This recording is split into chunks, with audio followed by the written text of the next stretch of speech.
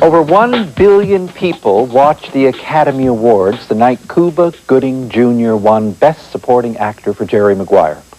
Is there anyone out there who doesn't remember the moment? When people talk about great moments at the Academy Awards, there's always this reference to Louise Fletcher, sign language, speaking to her parents. Oh, wow. Jack Palance's one-arm push-up. But I think for the millennium, it's Cuba Gooding Jr.'s thank you speech. Oh, wow. And I think whatever you do in the rest of your professional life, that moment is going to remain unique. I know. It's so funny. I read in the trades, Academy Award winners, Anthony Hopkins and Cuba. I was like, whoa. I was like, oh, yeah.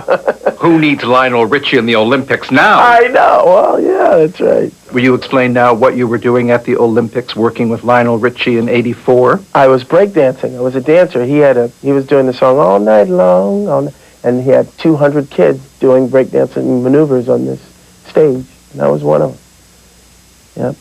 Yep. Rehearsed for 2 weeks, and then the night of the Olympics, they stuck us in a tunnel for like an hour and a half while they set up the stage, and people, they're doing the shows for the people at the LA Coliseum.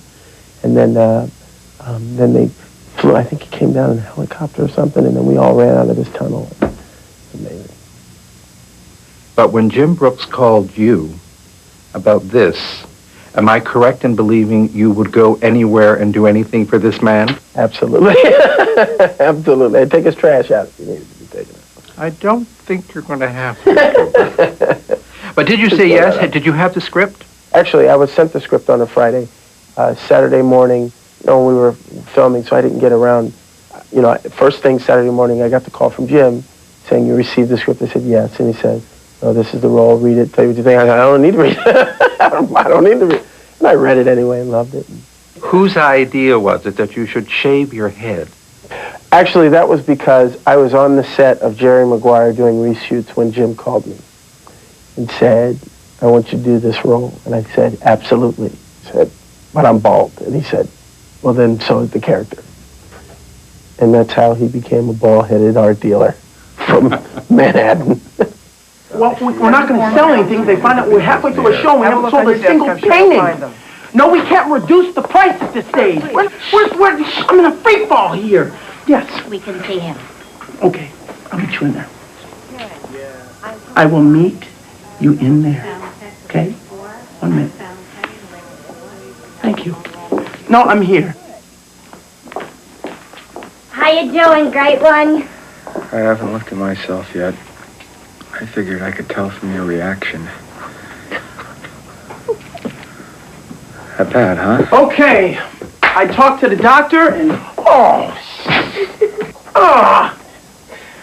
Okay, it's not that bad. I talked to the doctors and they say you're going to be your old self in a couple of weeks. I mean, the scars here might take a little...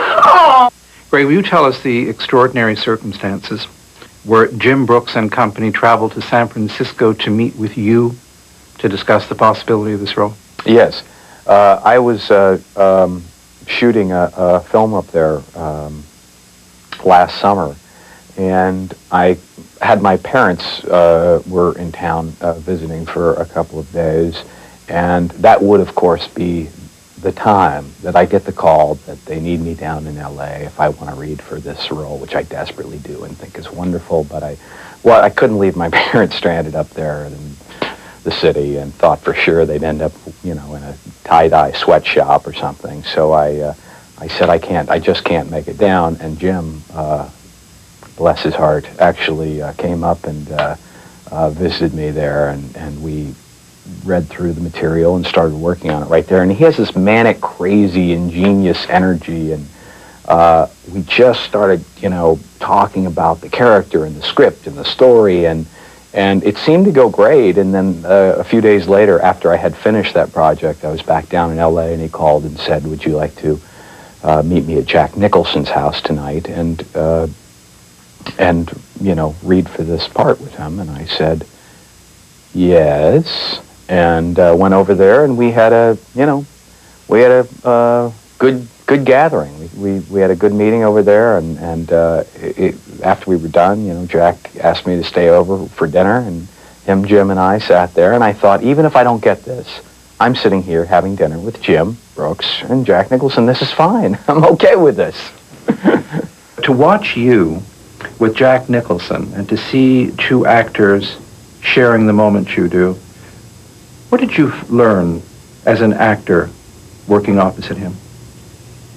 He's sort of the quintessence of what I aspire to, in that he is utterly prepared when he walks in and totally spontaneous once he's there. Marlon Brando said so many actors today do all this preparation, and when they show up on the set, they're basically doing whatever they thought of last night in the bathtub while they were working on it, and that's a mistake. So I think the combination of sitting on years and years of study and craft and preparation, and then being willing to abandon all of it in order to be present in each moment of a scene, that's what he embodies. Will you tell me what you hope audiences will walk away from As Good as It Gets with that they didn't have when they walked in?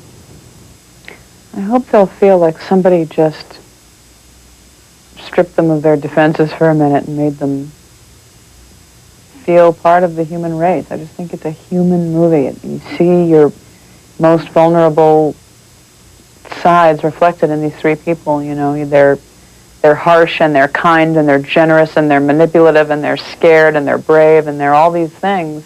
And I hope people just feel comforted by that, by how much humanity Jim put in the movie. I compliment you on your creation of Carol Connolly. Thank you very much. And I hope, with good luck and good intention, that come this spring, your name will be among the nominees for Best Actress. Well, thank you very much. You've certainly earned it. Thank you very much. You're welcome. Thanks a lot. Helen Hunt. Helen Hunt. Very good. When we return, Kevin Costner's epic, The Postman.